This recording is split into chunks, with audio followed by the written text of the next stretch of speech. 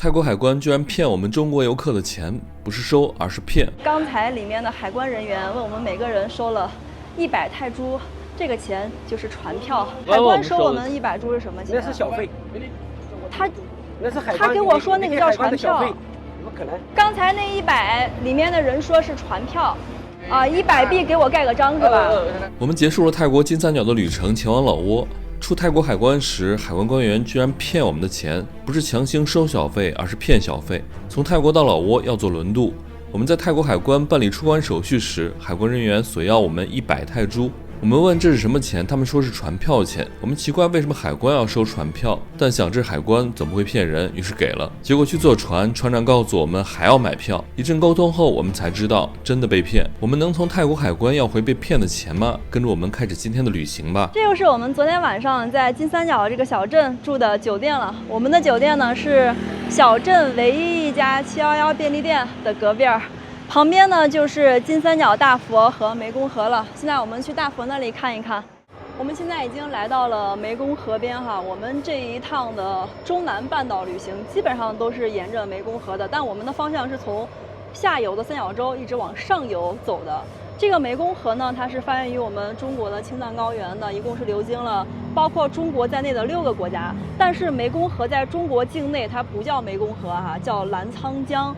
流出国境之后呢，才改名字的。它的全长达到了4000多公里，是亚洲非常重要的一条国际性的河流。前几年有一部电影啊，叫做《湄公河行动》，如果大家有兴趣的话，可以再回去翻一下。那部影片的开头出现的那座湄公河旁边的大佛，就是我们现在身后的这一座。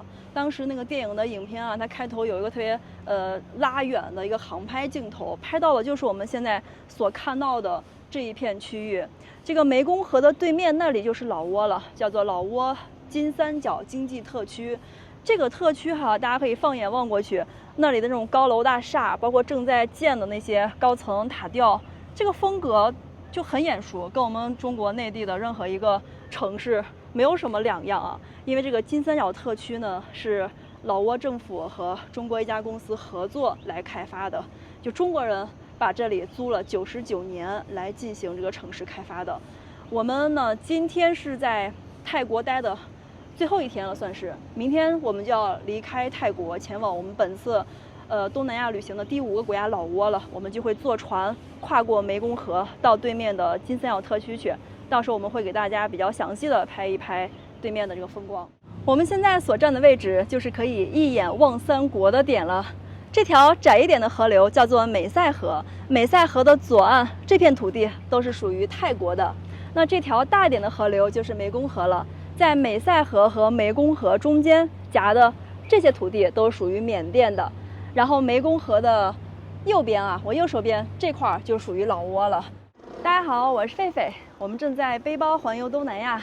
现在我们在泰国北部的金三角，今天我们就要离开泰国了，前往我们本次中南半岛之旅的第5个国家老挝。从这个泰北金三角到老挝的金三角，只需要跨过一条湄公河。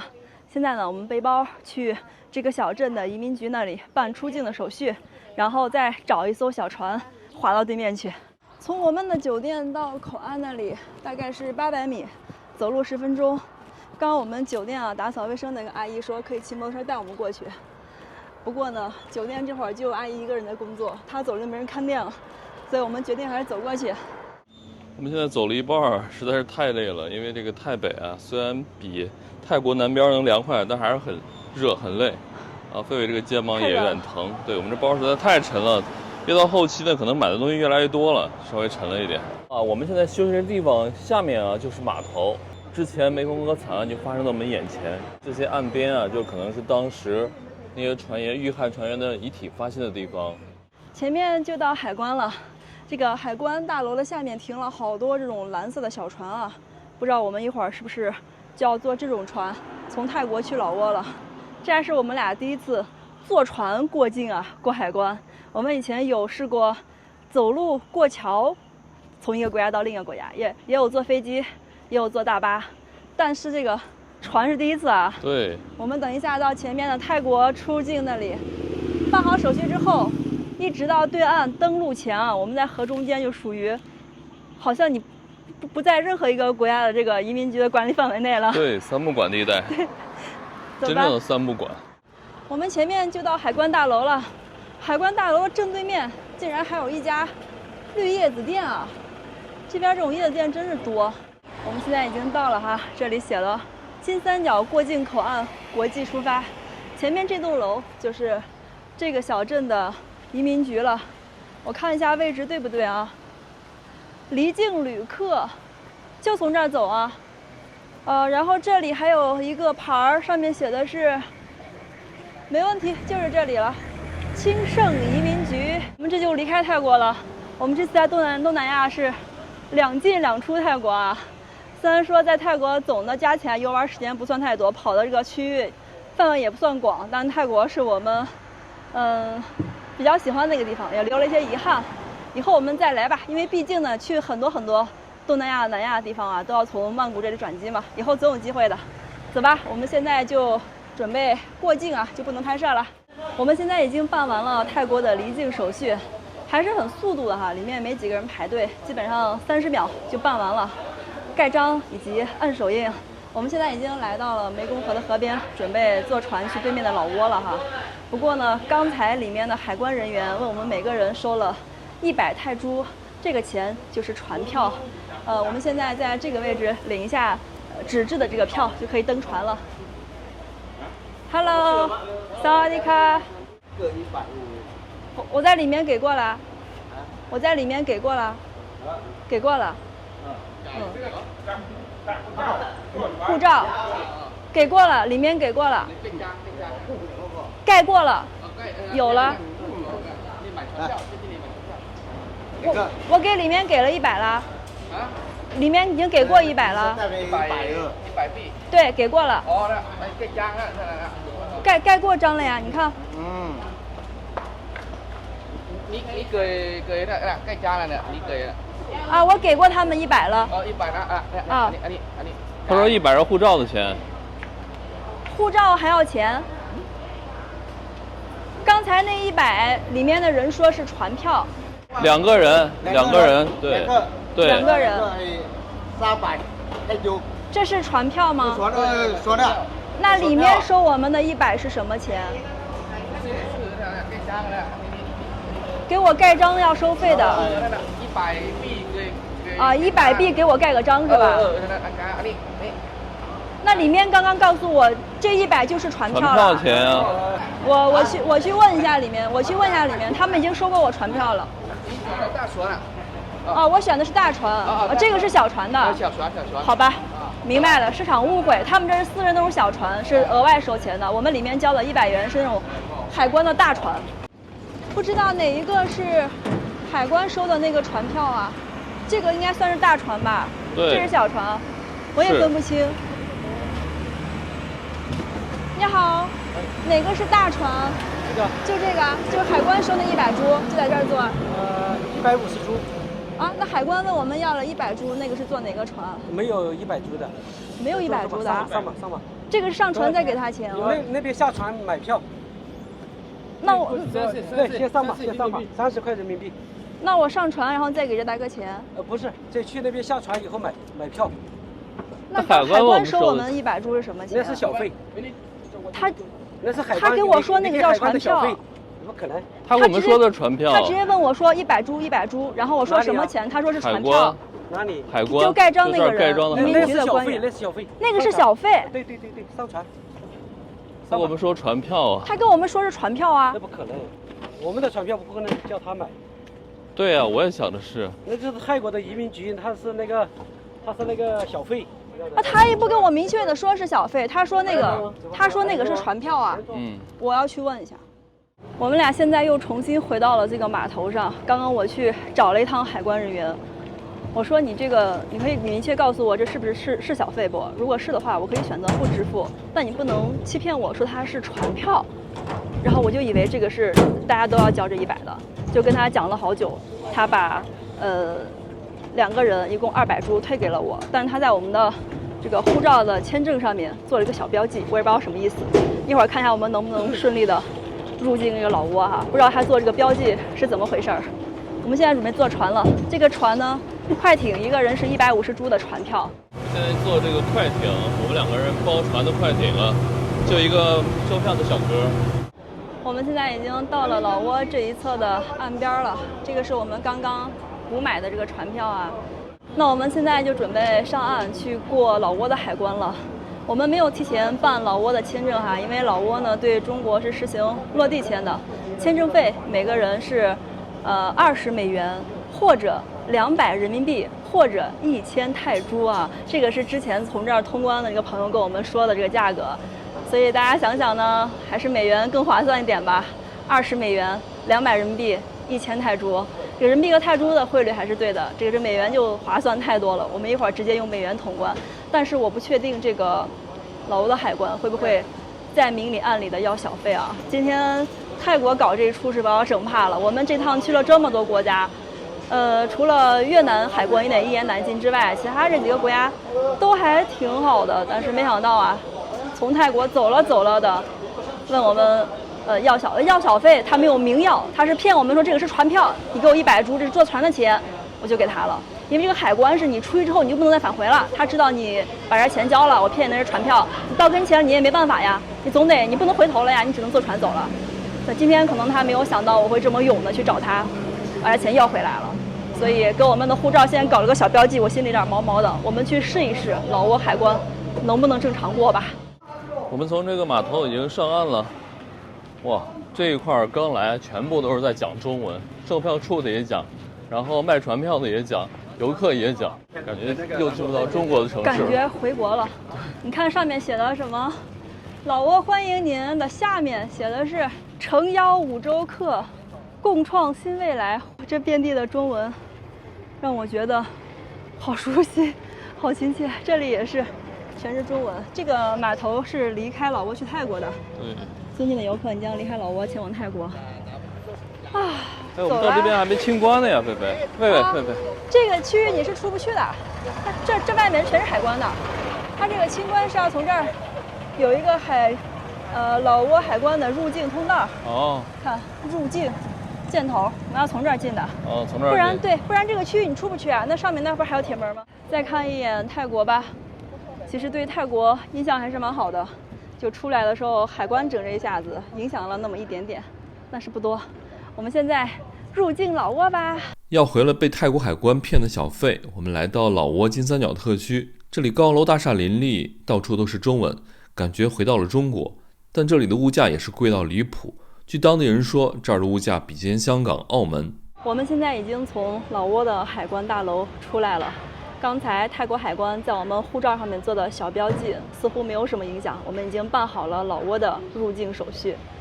但是呢，这个老挝这里的收费啊，让人真是一言难尽。首先呢，就是落地签的费用。落地签费用呢，它写得很清楚哈，每个人20美元或200人民币或1000泰铢，就大家都能看出来。当然，他们说美元对他们来说会吃亏一些，所以我们刚到那儿的时候呢，他直接跟我们说200人民币，然后我们就说没有人民币。后来他说那就给他1000泰铢，他觉得我们从泰国过来了，肯定有泰铢。然后我就告诉他，我们的手里只有美元这一种货币，其他的都没有。他就没办法，不得不接受我们的这个20美元。但是他把我们的那2张纸币真的是感觉在拿显微镜在看，就这样子，就仔仔细细在检查，就试图从我们的钱上找出一些污损啊或者是破的地方，但是他没有，因为我们俩今天是提前做了准备，我们是找了2张完全特别新的，基本上是刚刚出厂那种程度的纸币，并且呢，我们是2张20面额的，就怕给他100美元或者是50美元，他不给我们找零。总之呢，他最后还是收下了我们每个人各20美元的落地签的费用哈。落地签费用就告一段落了，接下来我们就到了这个填写入境卡的步骤了。然后他又伸手问我要，他说100泰铢，我说这是什么钱？他说这个是填表费。听他意思好像就是他帮我填入境卡，我给他100元泰铢，这个很合理，他把这个就作为这个辛苦费。然后我就说那我不需要你帮我填，我自己填就好了。他说你自己填的话需要给我40泰铢。哎，我就很无语啊，我说我自己写又不需要你帮我写，什么都是我甚至可以自己用我自己的笔，为什么你要收我这个钱呢？最后我们在那儿僵持了好久，当时旁边也有其他的中国游客，大家在往这边看。最后他觉得可能我们一直僵在那儿，可能会影响他后面收钱赚钱的这个效率，所以他最后很无奈的摆摆手就放行了。哎，总之今天我们的经历哈，虽然说是有点曲折，但是还好我们秉承了我们这么多年从来没有出过1分钱小费的这个传统啊，在泰国那边被收了一次，我们去强硬的要回来了，在这里直接就是没有不给。所以大家其实可以看到，在海外这里哈，这个小费你完全是可以拒绝掉的，你跟他就是讲道理嘛，我们也不要跟人家吵。就之前呢，有的海关他会问我明目张胆要小费，哎，我说我之前手机还收到过我们使馆的提示短信，说，任何国家的海关问你要小费，你都可以拒绝，否则你可以联系大使馆。我就跟他说，怎么这个政策现在不管用了吗？其实对方也是，他也怕你在那儿闹嘛，他能要一个是一个，他也没必要把事情搞大。总之呢，我们现在已经成功的入境老挝了，接下来我们就要从海关这里想办法去我们在金三角经济特区的酒店，但我们现在不确定住哪里，因为这里的酒店哈全部是在网上任何的订房网站上不出现的，你只有到了当地一家家去找，所以我们从一个比较好的找起吧，就那个特别高的积木棉之星，好像是这里的最好的酒店，对，先找过去、那个、问一下，看能不能住得起吧。我们在口岸这里打听了半天哈，这全是中国人，就问一下这个金三角经济特区里面哪家酒店便宜一点，然后这些大哥们都跟我说，最便宜的也要500-600，没有低于500-600人民币一晚的，我的天，太贵了。所以我们现在选择了一家稍微靠郊区一点的，应该会便宜一点点啊。这个就是我们从口岸去酒店买的这个车票，它这个车票很有意思啊。这个车票呢是1个人20人民币，2个人也是，3个人也是，4个人也是，然后4个人以上就加钱了，所以我们2个人也是这些钱，并且呢，这人民币在这个口岸是极其的好用。我刚买车票的时候呢，人家说，要么就是20人民币，要么就是给泰铢要给120泰铢，这个汇率就很夸张了啊，人民币还是在这儿好使一点。这个车就我们2个人，哦，我的妈呀！哇，吓死了！哎，给我甩出去了。我跟大家说，为什么我们2个给我打车呀？刚才打车，那个司机师傅我们1个人要50人民币，就到金三角特区这边任何一个酒店都是1个人50人民币。刚刚还有一个中国大哥，他在这儿待的时间比较久，他说这里的物价跟香港、澳门是一样的，所以不要想着有便宜的酒店给你住，不存在的。打车呢，我们从这儿到酒店只需要2公里，对，1个人50人民币，2个人100，这真的是香港物价有这么高吗？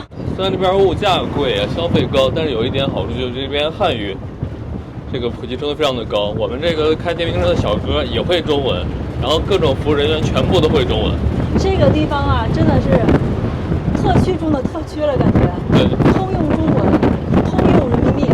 是的，在这里人民币比当地的老挝币还有美元、泰铢都好使。我们现在从口岸往这个城区的中央驶去了啊，大家能看到哈，这个其实中央城区那一块都已经建了非常多的楼了，所以这边的建设再往边延，就已经快延到口岸这边了。不管左边还有我们刚才来的那块，全部都是新的塔吊在这边建设。哦，这里真是不愧整个城市、整个经济特区都是中国人开发的。这跟中国有啥区别啊？你看那边那些建筑、那些楼、那些塔吊啊，对，真的是中里中气的。我们每到一个新的国家，2件事儿：办手机卡、换当地币。但是我觉得，来到这个老挝金三角，似乎这些都不需要。首先，这个钱呢，可以用人民币，也可以用泰铢。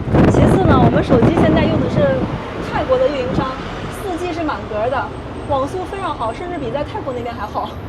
因为这里离泰国实在太近了，就隔着一个湄公河，而且湄公河在这个位置其实是属于比较偏上游的，它河面是挺窄的，也就那么200-300米吧，没有下游那么宽，所以信号还蛮好的。你有没有觉得这里很像西港？对，到处都是工地在盖楼，到处都是中文，而到处写的是什么建筑改变城市，没有梦想何必西港，都是这种。建得真漂亮啊！这一些楼房啊，全部都是建在湄公河边的，对，算是一线河景房了。我刚刚问了一下在这儿工作很长时间的中国大哥啊，大哥说这些全都是居民楼，就说以后呢这里的经济啊，不管是什么产业吧，发展起来之后呢，肯定会有大量的员工，员工来了之后就要买房。这里现在开始在盖这种，它应该是商住两用的公寓，它下面你看是商场，然后上面是住宅。所以感觉这个金三角还处于一个正在开发的阶段，人还不是非常的多，感觉以后会更繁华。我觉得非常像几年前的西港。这个城市啊，现在挺脏的，说实话，这个风只要一起来，全是灰尘，整个城市就是一个大工地。现在真的感觉在国内啊，我们昨天在泰国金三角口岸那儿碰到一个中国人。他说：“你们出来这么长时间有没有想家？”我们说挺想的。他说：“你们明天去老挝那边就能短暂的体验一下家的感觉了，一模一样的。”川味儿大排档，老成都火盆烤肉，全是中国人开的餐厅啊，感觉。这应该是个夜市，你看，对，好多的这种小摊应该是个夜市，临时搭的这种摊，这晚上应该挺热闹的。对，晚上可以过来吃个夜市，就是怕吃不起。哇，这么宽这么新的路，这么漂亮的楼。再加远处那个山，这个场景特别像我们在拉萨的时候，有点像，到处都没有人，远处一个山，然后城市很新，对，好像拉萨那个堆龙区那一片。说实话，我看这条商业街，感觉除了多了一行老挝字儿哈，剩下跟中国一毛一样的。塔斯汀没有任何区别，老板也是中国人，顾客也是中国人。对，塔斯汀中国汉堡。这里感觉啊，全国的人都有。对。我们刚看到好多这个川菜馆，这个东北兄弟烤肉、烤羊腿。是的。然后还有很多云南的馆子。哦。这个应该就是云南人开的吧？云龙酒店。我们今天晚上准备在这儿先打听一下吧，看价格能接受吗？好了，谢谢。我们现在已经办好入住了，给大家看一下我们今天晚上的酒店哈。他们前台的价格是每天晚上600人民币。然后老板说最近正好是淡季，就给我们打折好了，给我们打到500块。其实这个房间还是很好的，只是这个屋没有收拾。它这个床单、被罩，还有谁吃剩的瓜子儿、打火机什么都没有收。然后老板说一会儿让服务员过来给我们收一下。这个屋有个35平得有了，甚至40平。它这个洗手间就挺大的，然后这还有一个阳台，到阳台给大家看一下吧。外面就是正在建设的如火如荼的金三角经济特区，老挝金三角是不是跟我们之前去过的泰国金三角，以及我们在泰国看对面的缅甸金三角完全不一样？这里实在是太繁华了。然后呢，我们办入住的大哥跟我们说哈，这大哥是位东北大哥，黑龙江的大哥说在这里。基本上不会用到其他的货币，就是人民币，而且很多店呢只收现金。我们身上只有200多人民币，这大哥特别好，给我们还换了500人民币。我们现在有个700，然后看看能不能够今天和明天用吧。明天晚上不管怎样都得离开这儿了，去找一个便宜点的酒店，这地方实在是住不起啊。给大家看一下老挝金三角的城市街景吧。真的是每个地方都在搞建筑啊！我们右边这里不知道在盖什么，感觉是个商场啊。这一侧下面这一排排的平房，这个就是最早的时候金三角特区这里的老房子了。现在呢，跟旁边这种楼就形成了鲜明的对比。这里面现在住了很多的缅甸人，然后也有老挝人，还有中国人。我们现在没有摸清楚里面到底是什么样的人群在里面生活。好，再往远处看呢，还在盖楼啊，也不知道是盖的什么哈。不过我刚刚看到了，来的路上那一侧有很多家的这个网络科技公司，也不知道里面是做什么的。这条特别宽的路一直往那边延伸了，这条路叫做机场大道。刚刚听酒店大哥说，这条路就通往机场的。金三角这里呢，现在盖得特别好，有机场了，而且机场已经通航了，就从这儿走到尽头那儿。一个比较小型的民用机场，但是已经很牛了呀。这地方现在是就觉得跟我们之前去过的那些地方明显整个城建要高一截了。